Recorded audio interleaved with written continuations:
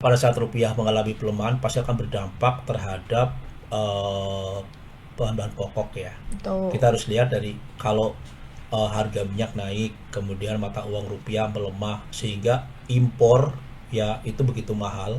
Pada saat Hmm. impornya mahal minyaknya itu pasti akan berdampak terhadap barang-barang yang lain. Kalau kita lihat dari komoditas ya, mungkin kita barang-barang impor ya seperti mungkin kalau komoditas kacang kedelai ya kan karena kita impor kan dari Amerika, Tempe nih nanti kena tempe nih ya. ya, gandum, terigu juga bilang terhadap krisis iya karena secara global juga berpengaruh kan. Pak Purbaya sebagai panglima keuangan ini ya yang tadi harus mungkin pertama sudah menurunkan pajak ya apa banyak-banyaklah mengurangi beban untuk biaya. Hmm. Ya salah satunya mungkin makan yang biasa kita jalan-jalan dikurangi ya kemudian yang punya dana tabungan ya kalau bisa tabungkan ya ke yang safe haven.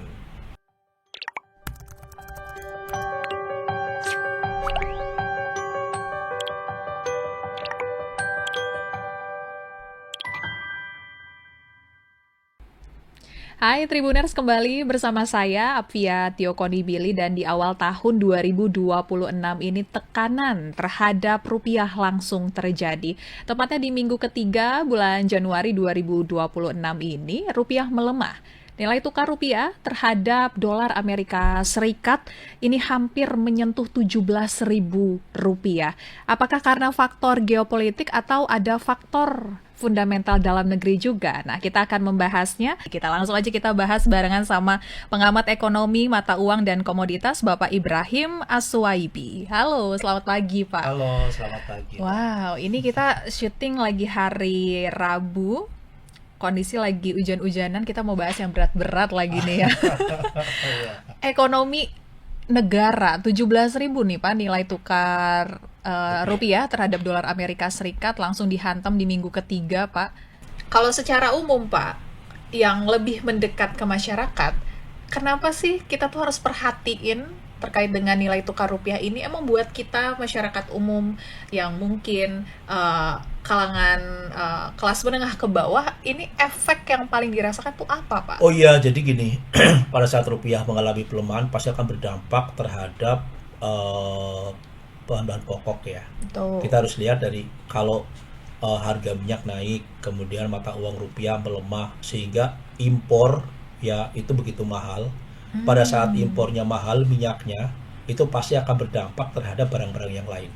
Transportasi juga naik, kemudian barang-barang naik dan saya perkirakan ini di Februari awal kemungkinan harga-harga sudah akan dirubah ya harga-harga kemungkinan sudah akan dirubah ya terutama mungkin kalau kita makan di restoran ya Mm-mm. mungkin di makanan siap saji yang misal sekarang kita anggaplah makan solaria Mm-mm. ya solaria itu satu orang kita makan 45.000 Mm-mm. ya Mm. kemungkinan besar ini sudah akan ada perubahan harga ya Oke. karena apa ada penyesuaian ya kalau seandainya rupiah ini sudah di atas 17.000. Jadi mungkin pajak bisa naik lagi, Pak. Ya, pajak itu nggak mungkin naik. Hmm. Ya, pajak itu nggak mungkin naik. Karena pajak kalau pajak naik naik lagi ya orang akan merintih juga. Karena ini sebenarnya kan kondisi ini ya gejolak ya, gejolak geopolitik eksternal dan internal ini yang begitu kencang. Jadi masyarakat tuh bingung. Ini semua harga jadi mahal semua. Karena rupiah Hmm. melemah. Nah, sebenarnya dari sinilah pemerintah ya dan Bank Indonesia itu kan sudah menyarankan untuk redenominasi rupiah kan. Mm-mm. Nah, kenapa redenominasi rupiah itu dari tahun 2010? Karena saya sendiri adalah salah satu yang orang yang mengikuti perkembangan ya. Bahkan saya sering sebagai narasumber juga Mm-mm. dengan Bank Indonesia tentang masalah redenominasi rupiah. Nah, kalau seandainya sesuai dengan skenario ya di tahun 2026 ini ya masuk dalam prolegnas di DPR, kemudian disetujui ya kemudian ketok palu DPR disetujui oleh presiden Mm-mm. berlaku di tahun 2027 mungkin ini akan lebih menarik lagi karena apa? Karena ada ketakutan bahwa rupiah ini akan ke 18.000 ke depannya.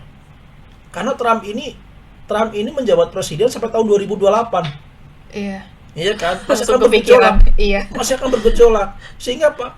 perlu ada redenominasi, pemotongan untuk mata uang rupiah. Jadi dipotong tapi harganya sama kan. Iya. Nah, karena dalam klausalnya itu nanti klausulnya itu pada saat redenominasi rupiah, kemudian ketok palu DPR, kemudian Presiden menandatangani dan dijalankan 2027, itu akan dipatok rupiahnya. Ya kan? Dipatok rupiahnya di 15.000. Sehingga apa? 0,3-nya dipangkas menjadi 15 rupiah. Oke. Nah, ini yang sebenarnya saya itu sebagai seorang ekonom ya, ini mendukung apa yang dilakukan oleh Bank Indonesia ya maupun Kementerian Keuangan. Cuma kan sampai saat ini belum ada ininya nih, ada suaranya Iya. kan. Cuma saya aja yang menyuarakan redenominasi rupiah. Sama sebelumnya, ini tahun lalu kan ada juga nih isu redenominasi ini. Ada beberapa faktor juga yang dinyatakan sulit untuk menerapkan redenominasi ini terkait dengan kestabilan keuangan negara juga, Pak. Ya sebenarnya gini, ini sudah bukan lagi masalah kestabilan keuangan negara lagi ya. Ini kan sebenarnya kan cuma memangkas Oke-oke aja nolnya berarti. ya, nolnya itu dibuang. Cuma karena ini kan ada unsur politis nih. Presiden itu kan sudah mewanti-wanti, jangan korupsi kalian ya. Tolonglah yang korupsi kembalikan uang, nanti akan saya kasih pengampunan. Iya kan. Ini nggak ngomong setiap ada acara pidato selalu mengatakan, berapi-api, koruptor, kembalikan uangnya, akan saya kasih pengampunan. Negara sedang butuh uang banyak. Iya kan, itu kan Prabowo kan berapi-api kan. Kalau tetapi yang di bawah tidak mengikuti. Kata yang di bawah, emang gue pikirin. Iya kan, emang gue pikirin. Ya buktinya apa? Sekarang OTT di mana-mana. Gubernur, Iya. ya kan, bupati, wali kota, ya kan, semua ada OTT. Nah, dari situlah Prabowo ini sudah berpikir bahwa cara satu-satunya untuk mendapatkan uang adalah dengan redenominasi, karena pada saat nanti dipatok dengan harga 15 rupiah, Iya. semua orang tanda kutip yang mempunyai dana nganggur, ya uang nganggur itu harus ditukar. Ya kan, ditukar di bank sehingga ketahuan. Jadi yang nukar siapa, namanya siapa gini. Nah dari situlah sebenarnya itu salah satu strategi pemerintah ya agar apa? Agar para koruptor ya tanda kutip ini mereka itu ini mengembalikan uangnya. Jadi kan akan ditukar, ya transaksinya kelihatan. Itu yang pertama. Yang kedua, kenapa saya katakan juga sulit ini redenominasi rupiah itu dilakukan, karena DPR pasti akan ngamuk. Ya, DPR Dewan Perwakilan Rakyat pasti akan ngamuk. Karena apa?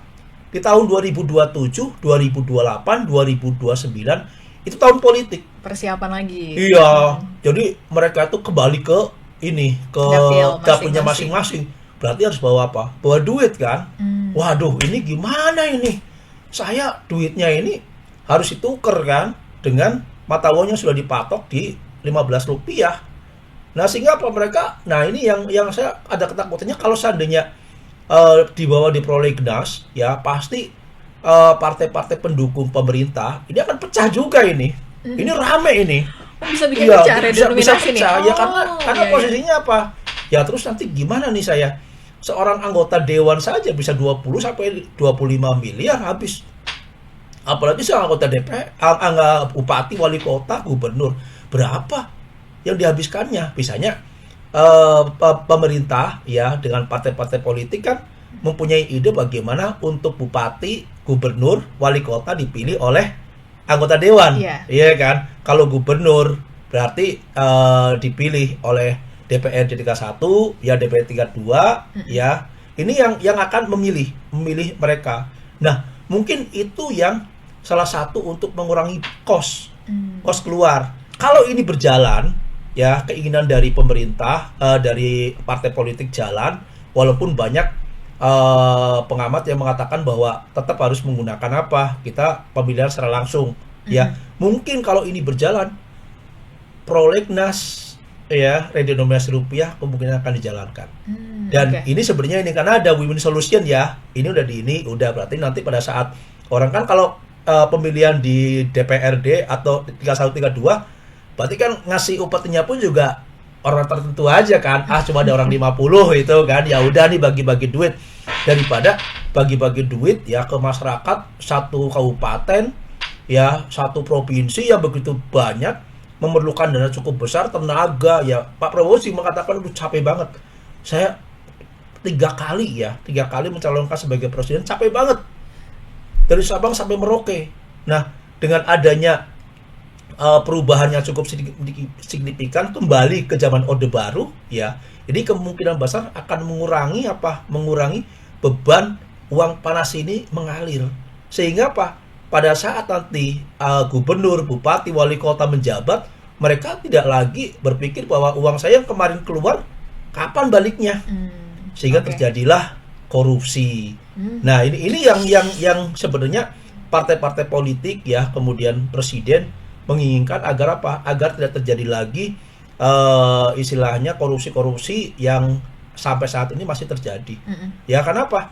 Kalau presiden mengatakan bahwa semua pejabat dari tingkat bawah sampai atas semua korupsi, cuma karena ya KPK, kepolisian, personilnya terbatas, sehingga apa? Sehingga hanya dipilih beberapa orang saja yang ditangkap, ya karena kekurangan personil, ya kan gitu kan. Oke, Pak Ibrahim, balik lagi Pak tadi untuk yang masyarakat Pak, selain ada penyesuaian harga terkait dengan nilai tukar rupiah yang melemah, apalagi Pak yang bakal dirasakan masyarakat? Ya, masyarakat pasti kan minta bantuan juga dong, ya kan. Jadi ini yang menarik sebenarnya, masyarakat itu kan pemerintah harus menggelontorkan bansos juga, ya kemudian BLT walaupun sudah berjalan. Tapi harus ingat, pemerintah jangan hanya fokus terhadap kelas bawah, kelas menengah dong. Karena kelas menengah ini yang sebenarnya cukup strategis juga, ya kan. Saya selalu kemarin mungkin 3 hari yang lalu membaca satu artikel tentang pelemahan mata uang rupiah. Ya salah satu penyebabnya adalah pemerintah ini tidak melirik ya stimulus bantuan terhadap kelas menengah. Nah, kelas menengah ini kan banyak yang jatuh kemudian jadi kelas bawah nih. Nah, yang mereka tadinya bekerja kemudian kena PHK, ya kan. Nah, ini gimana nih? Yang kelas menengah. Kelas menengah itu harus diperhatikan. Karena apa? Yang menggerakkan pasar itu kelas menengah loh. Tuh. Iya kan? Kelas menengah yang menggerakkan pasar. Bukan orang bawah. Kalau kelas bawah itu dari dulu memang dari zamannya Orde Baru pun juga sudah mendapatkan bantuan. Ya kan? Sampai sekarang mendapatkan bantuan. Di Amerika 25 juta ya penduduk di Amerika itu kelas bawah. Itu memang setiap minggu itu dapat 500 kan, $500. Tetapi kelas menengahnya pun juga mendapatkan satu stimulus juga. Sehingga apa? Pertumbuhan ekonominya kemarin ya di kuartal ketiga kalau nggak salah di 4,3.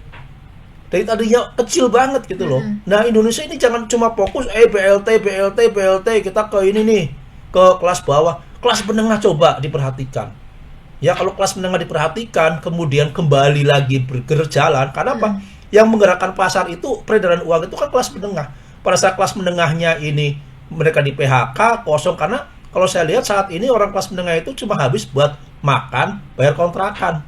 Udah kayak gitu pulang. Buktinya apa? Di kampung ya sekarang banyak orang pulang dari Jakarta ke kampung. Saya ingat zaman-zaman dulu, zaman-zaman ekonomi lagi baik-baik saja, ke kampung aja nyari teman sendiri kok gak ada di kampung. Ini saya sendiri. Karena apa? Orang semua ke Jakarta semua, ke kota-kota besar untuk mencari nafkah. Sekarang tidak.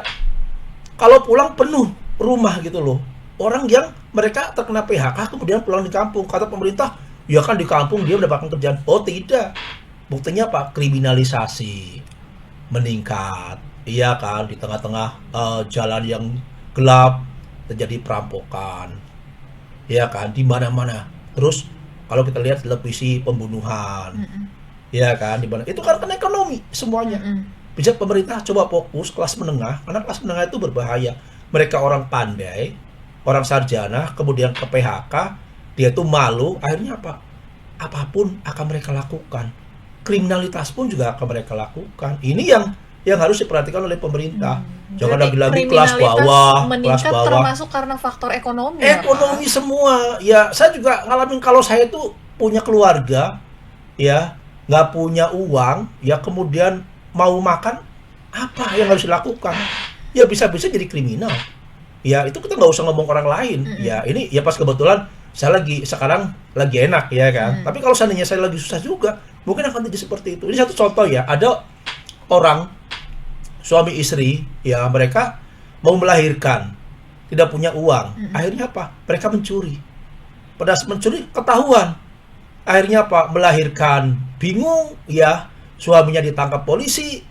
Ya kan? Akhirnya apa coba? Yang siapa yang jadi beban? Orang tua mereka. Ya, karena mereka berpikir bahwa gimana caranya saya menyelamatkan anak saya ya yang mau melahirkan, saya nggak punya uang. Akhirnya gelap mata, melakukan perampokan, pencurian, ya. Walaupun sebenarnya itu pun juga, kalau seandainya mencuri pun juga belum tentu bisa menutupi untuk biaya persalinan sebenarnya kan. Walaupun sudah ada juga sekarang pemerintah dengan BPJS ya kan. Tetapi kan orang pasti akan berpikir lain. Buktinya apa? Kemarin di TV ada orang ngambil beras kan, ya 5 kilo ngambil 2,10. Kenapa mereka ngambil? Ya, karena anak istri mungkin lapar, mau beli nggak punya duit. Akhirnya apa? Ya udah dengan terpaksa. Saya baru sekali pak, baru sekali saya mencuri katanya. Ini pun juga buat anak istri. Salahkah? Ya kan? Kalau saya kalau lihatin kondisi sekarang, ya Allah kenapa terjadi ya? Kalau kayak gini berarti apa? Berarti memang kondisi kelas menengah ini jatuh. Akhirnya kelas menengah berubah menjadi kelas bawah. Iya. Kelas atas berubah menjadi kelas menengah. Buktinya apa? Rumah-rumah di komplek-komplek dijual bertahun-tahun nggak laku-laku. Iya. Kenapa nggak laku-laku? Ya karena peredaran uang nggak ada. Bank tidak mau mengeluarkan kredit. Ya karena kalau mengeluarkan kredit, lu mau bayar dari mana? Pemasukan juga kagak ada. Iya, baik. Itu loh, Mbak. Oke. Nah, karena tadi seperti yang Bapak udah uraikan banyak efeknya terkait dengan kebijakan ekonomi yang dinilai belum pasti ini, Pak, apakah ini termasuk bisa dibilang tanda-tanda krisis gitu, Pak? Ya, kalau bilang terhadap krisis, iya, karena secara global juga berpengaruh kan. Cuma kan kita harus ingat, kalau orang melihat dari pendapatan produk domestik bruto ya, Iya. itu kan terangkat itu karena kan di kita daya beli masyarakat. Ya, daya beli masyarakat itu berarti kan hampir 60% lah yang mendukung ya, ada investasi hanya 23-25%, yang lainnya kan komoditas apa dan sebagainya. Tetapi disinilah untuk mendongkrak itu apa ya, pemerintah yang mengeluarkan stimulus itu supaya daya beli masyarakat cuma hanya jangka pendek sehingga mengangkat pertumbuhan ekonomi sampai di atas 5%. Tetapi secara teknisnya ya memang kita lagi krisis. Oke, jadi bisa dibilang memang ini lagi krisis. Ya. Wow, jadi benar-benar langkah ini ya, iya, kebijakannya dinantikan banget. Buktinya gini. Dulu kalau saya lihat, saya lah di daerah ya, nggak usah di Jakarta saja. Dulu orang jualan itu sedikit. Iya kan? Dulu orang jualan sedikit, yang beli banyak. Laku kan? Sekarang yang jualan itu banyak banget. Yang beli sedikit. Akhirnya apa? Cuma ini aja, nanti besok ganti lagi. Ada yang namanya satu tempat itu bisa oper ya, itu bisa dalam 5 bulan bisa 4 kali oper. Karena nggak laku-laku barangnya kan. Semakin banyak orang jualan, peredaran uang sedikit, yang beli juga sedikit, sehingga masyarakat pun juga bingung. Apalagi masyarakat sekarang dengan kondisi kayak gini sudah nggak mau lagi makan di kafe, di restoran, ya kan? Mereka lebih condong istrinya suruh belanja di pasar, kemudian masak, ayo kita makan bareng. Uangnya ayo kita tabungkan, karena kondisi saat ini kondisinya tidak baik-baik saja. Ya bahkan Presiden pun juga mengatakan ekonomi ya saat ini tidak baik-baik saja akibat dampak dari ekonomi global. Nah mungkin buat teman-teman yang lagi baru mulai usaha, adanya pelemahan nilai rupiah ini kan juga akan berpengaruh kepada impor ya Pak ya. Ya, betul. Mungkin kita ada barang-barangnya yang masih harus mengambil dari, maksudnya harus membeli dari luar negeri, tidak mengambil. Ini apa komoditas yang paling kena Pak? Ya, kalau kita lihat dari komoditas ya, mungkin kita barang-barang impor ya, seperti mungkin kalau komoditas kacang kedelai, ya kan, karena kita impor kan dari Amerika. Tempe kena nih ya, apa kalau ya? tempe itu gini, saya pernah melakukan wawancara langsung ya dengan pengusaha tempe. Kalau harga tempe itu naik gimana? Ya cara ininya ya ditipisin gitu loh tempenya. Ada campuran juga dengan jagung, dengan yang lainnya. Karena apa? Saya tidak mau mengecewakan konsumen kan, sehingga ada campuran-campuran apa ya supaya orang seneng. Kemudian untungnya pun juga yang tadinya untungnya besar ya pasti akan mengecil. Nah, tahu tempe ya, kemudian selain kalau kedelai, saya lihat untuk gandum terigu juga. Ya ini kan yang impor-impor ini ya bagi saya ya luar biasa. Yang paling manjur itu sebenarnya alat elektronik. Alat elektronik itu ya, itu yang kemungkinan besar harganya akan terus mengalami kenaikan. Ya, Oke. ini karena apa? Karena pasti kan barang-barangnya kan dolarnya menguat kan harganya naik kan. Ini Mm-mm. tadi kan saya dari awal saya katakan bahwa kemungkinan di bulan Februari itu akan ada perubahan harga baru muncul. Februari harga baru Iya ya. muncul, ya kan? Kita di Sebelum restoran, Lebaran, iya, sebelum puasa. sebelum puasa. Hmm. Jadi nanti kita makan di apa restoran siap saji Iya. yang tadinya 45 mungkin jadi 55, iya Oh. kan? Ini ada perubahan. Iya ya. Karena apa? Harganya kita udah waduh, udah harga kayak gini.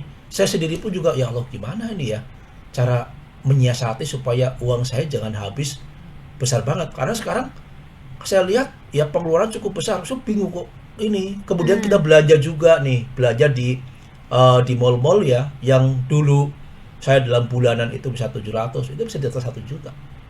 Harganya. Karena apa? Harganya naik. Iya. Ya, barangnya tetap, tapi harganya naik. Saya 700.000 itu sudah bisa untuk 1 bulan beli ini. Sekarang udah di atas 1 juta. Iya. Oke, Itu berarti mbak, yang paling kena itu ya tadi ya, ada kedelai, kemudian gandum, dan Bandung juga barang-barang elektronik elektronik. ya. Nah, kemudian Pak, saran gitu Pak, strategi kepada masyarakat di tengah krisis ini, apakah yang punya dolar harus ngekip terus atau dilepas aja, atau buat masyarakat seperti apa Pak Ya, jadi sarannya? kalau saran saya ya terhadap masyarakat dalam kondisi saat ini ya apa banyak-banyaklah mengurangi beban untuk biaya. Hmm. Ya salah satunya mungkin makan yang biasa kita jalan-jalan dikurangi ya. Kemudian yang punya dana tabungan ya kalau bisa tabungkan ya ke yang safe haven. Ya jadi jangan semuanya ditabungkan tapi kan ada juga yang untuk anak ya, untuk biaya makan dan lain-lain. Tapi sisihkan karena apa? Pada saat zaman susah seperti ini ya kalau masyarakat memiliki cadangan uang ya untuk lindung nilai ya kemudian dalam 3 tahun 5 tahun ke depan ini akan mengalami kenaikan dan ini pun juga akan mendapatkan satu keuntungan juga. Karena apa? Pada saat saya uang ini yang tadinya kita poya-poya ya kita dirubah ya sehingga jalan-jalan dikurangi lah ya, kita makan-makan yang biasa makan di restoran enak-enak dikurangi. Sekarang lebih mengencangkan ikat pinggang. Hmm. Kalau pemerintah selalu katakan bahwa untuk saat ini kencangkan ikat pinggang ya, kemudian kalau kita mau keluar ya jangan terlalu menghambur-hamburkan uang. Ya buktinya apa? Dalam saat krisis ekonomi ya kemarin krisis, anggota dewan yang begitu glamor ya akhirnya terjadi apa? Kerusuhan ya, dijarah. Nah itu harus dihindari. Itu adalah satu pengalaman yang tragis ya bagi kita ya, agar masyarakat ini bisa menjaga keuangannya Hmm. ya supaya apa? Supaya baik jangka pendek, jangka menengah, jangka panjang mereka masih bisa hidup. Yang paling penting ini, karena apa? Di saat kayak gini seperti biasanya kriminalitas tinggi Hmm. dan hati-hati kalau mempunyai barang mewah ya, kemudian perhiasan di jalan-jalan itu harus ini mendingan udah dicopotin semua seperti orang biasa. Karena apa? Dalam kondisi kayak gini mata itu di mana-mana sudah pada melotot, ya kan? Bagaimana caranya mereka ini? Karena ini masalah perut, Oke, ya. buat yang ini Pak, investi dolar gimana? Untuk investasi dolar ya ini pun juga kalau bisa ya ini saat yang tepat lah untuk menjual. Ya supaya apa? Supaya kalau kita lihat sekarang kan sudah 17.000. Nah ini mereka jual ya, kemudian sebagian investasikan kembali di safe haven, di lindung nilai. Karena apa? Mungkin kalau menjual dolar ya ini pun juga membantu pemerintah agar apa? Agar rupiah kembali menguat. Oke. Ya karena apa? Kalau kita lihat para konglomerat untuk menjual ya udahlah kita nggak usah ke konglomerat. Kalau masyarakat seluruh Indonesia Hmm. mempunyai dolar yang cukup besar, kemudian mereka jual secara bersama-sama, ini akan membuat rupiah menguat. Oke. Tapi prediksinya nilai tukar rupiah terhadap dolar Amerika Serikat ini masih bakal terus Ya, terus mengalami terjadi pelemahan. di sampai akhir tahun Sampai 2000. akhir tahun, Prediksinya tujuh tembus belas berapa? ribu 17.500. Kalau seandainya di kuartal pertama, karena saya kuartal pertama itu 17.200 ya. Oke. Kalau seandainya Di kuartal 1 17.200, masuk iya, 17.200 Pak prediksinya. Wow. prediksinya. Kalau seandainya di 17.200 di kuartal pertama, mungkin kuartal kedua sudah kena. Di semester pertama mungkin 17.500 sudah kena. Aduh. Misalnya yang tadi saya katakan, eh, DPR, ayolah redenominasi rupiah itu segera masuk prolegnas. Itu cuma cara satu-satunya. Wah, ini harga barang naik drastis dong ya Pak Oh tahun iya, nah ini. ini yang Aduh. dikatakan ini mau lebaran loh, Iya. mau puasa loh. Kita puasa dari mana lagi? Oke. Takutnya Nah, nanti gini deh Pak, terakhir. Karena ini efeknya bakal banyak banget ke berbagai sektor, dari kelas atas sampai kelas bawah nih bakal kena semuanya Pak. Saran yang paling banget harus dilakukan pemerintah saat ini Pak untuk mengatasi ini. Kebijakan apa yang menurut Bapak harus dilakukan Pak Purbaya sebagai Menteri Keuangan? ya, jadi Pak Purbaya sebagai Panglima Keuangan ini ya yang tadi harus mungkin pertama sudah menurunkan pajak ya. Pajak itu udah cukup bagus. Ini Pak Purbaya ini ya mau istilahnya bahasanya itu saya akan agar pemerintah ini membelanjakan uangnya. Itu sudah bagus. Tapi harus ingat juga bahwa membelanjakan uangnya itu juga kalau kita punya duit. Ya kan? Kalau kita punya duit, saya punya duit, saya bisa belanjakan. Saya di tabungan punya uang segini.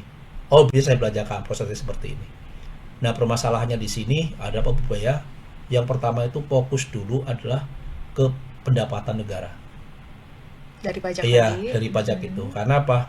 Saya lihat ya Pak Purbaya selalu mengatakan bahwa ini bingung saya ini Oke. pendapatan pajak. Kalau pajak ini karena salah satu andalan Indonesia itu kan pajak kan. Baru kedua kan utang. Jadi pajak ini menurut saya nih kalau benar-benar pemerintah ya Kementerian Keuangan dan jajaran di bawahnya serius menangani tentang pajak, mungkin kita hampir 80% masyarakat pengusaha Indonesia itu pasti akan bayar pajak. Oke. Tinggal bagaimana sosialisasi edukasinya aja. Oke. Ini yang terjadi. Di Jadi, daerah-daerah ya. banyak duit. Siap. Semua Jadi, banyak duit. ya, jadi langkah pertamanya adalah ini terkait dengan perbaikan sistem Sistem. pajaknya Betul. ya, Pak Ibrahim. Iya, ini kan Oke. kayaknya sistem pajak ini memang bagus di luar negeri bagus. Ya, beda di luar negeri orangnya nggak gaptek teknologi. Di Indonesia itu banyak yang gaptek. Nah, saya komunikasi dengan teman-teman pengusaha-pengusaha di kampung. Saya juga mau bayar pajak, tapi bagaimana caranya gitu loh? Karena apa? Pajak itu kan hanya di kecamatan. Kalau di kota, kecamatan deket. Iya. Kalau di daerah, waduh, luas banget. Mm-mm. Iya kan? Akhirnya apa? Nggak tersentuh sama sekali. Oke. Itu Indonesia ya. Kalau di luar negeri itu 80% ya pengusaha itu bayar pajak. Akhirnya apa? Mereka wah bebas nih rakyatnya. Bahkan ada dapat duit kan. Di Indonesia mungkin diperkirakan cuma 30% yang bayar pajak.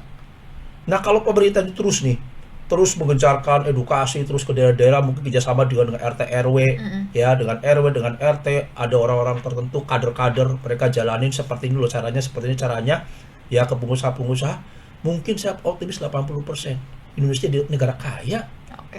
ya ini permasalahannya kan cuma sosialisasi edukasi cuma hanya ribut ya pejabat pajaknya juga tahu sendiri tanda kutip ya oknumnya juga banyak bermain ya sehingga apa mereka mementingkan apa mementingkan ya perut dia sendiri, keluarga dia sendiri, bukan mementingkan negara. Akhirnya apa? Akhirnya pajak sampai saat ini masih bermasalah. Oke. Ini juga lagi RDG ya kalau nggak salah. Ya hari ini berarti RDG ya, kemungkinan mempertahankan suku bunga. mempertahankan Iya. berarti ya prediksinya tetap di 4,75%. Ya kalau melihat kalau kondisi menurunkan saat suku ini. bunga tidak mungkin lah Iya. dalam kondisi kayak gini. Yang lain Bank Indonesia pun, Bank Sentral Amerika pun juga kemungkinan mempertahankan suku bunga. Hanya 5% yang para ekonom menganggap Bank Sentral Amerika menurunkan suku bunga. Iya. Hanya 5%.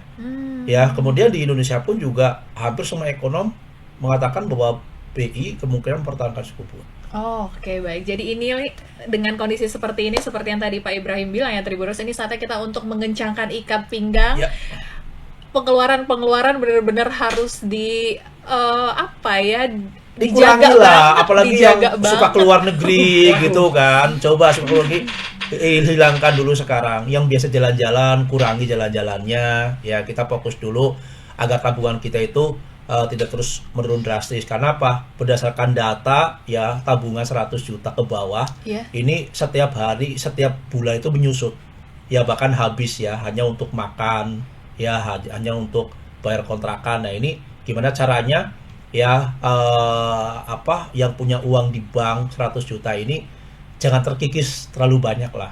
Nah sehingga apa? Sehingga ya kita harus ekonomis semuanya. Ekonomis bukan lagi kita harus istilahnya biasa makan, aduh saya nggak biasa makan di sini, nggak mau makan di sini lagi, gimana ya? Oh jangan, ayo kita mandiri, ya masak sendiri, belanja sendiri, ya kan. Kalau nanti sudah uangnya udah banyak, baru silahkan mau makan-makan lagi juga nggak jadi masalah. Krisis Tapi katanya masih lama, sulit. Nah, katanya krisis krisisnya masih masih lama, lama. krisis masih lama, Oh. ya kan. Krisis masih lama, jadi ekonomi masih sulit. Sehingga apa? Ya ayolah makan-makan yang makan-makan rumahan. Itu makan-makan rumahan itu yang bisa kita itu senang, buktinya orang-orang di pinggiran kok masih bisa hidup, ya kan? Karena mereka tidak memikirkan, oh saya tidak punya utang. Mereka mau katanya gitu. Saya tidak punya utang. Saya nggak punya motor, nggak jadi masalah. Saya nggak punya utang. Pikiran saya tenang gitu loh. Makan apa adanya. Oke. Dari yang mereka tanam, ya itu yang anggap bagi saya orang hebat. Dibandingkan kayak saya gitu kan. Waduh, pusing lah. Masih banyak jajannya ya Masih Pak banyak ya. jajannya. Oke, baik. Pak Ibrahim, makasih ya obrolannya Pak, ini informasinya bermanfaat sekali, dan ini mungkin juga bisa jadi saran buat pemerintah terkait dengan tadi ya, sistem pajaknya harus dibenerin dulu deh, mengingat saat ini kalau Pak Ibrahim bilang ini emang lagi krisis gitu ya Pak ya. Oke, makasih ya Pak Ibrahim ya obrolan kita ya Pak ya. Dan Tribuners, itu dia perbincangan kita kali ini mengenai kondisi nilai rupiah kita yang melemah terhadap dolar Amerika Serikat, dikencangkan ikat pinggangnya, ini ekonomi lagi goyang banget Tribuners. Dan terkait dengan informasi ekonomi lainnya bisa Anda saksikan di kanal YouTube Tribun News maupun di website kami tribunnews.com. Kalau begitu saya Fiat Yakoni Billy pamit undur diri, sampai jumpa. Download Tribun X sekarang, menghadirkan lokal menjadi Indonesia.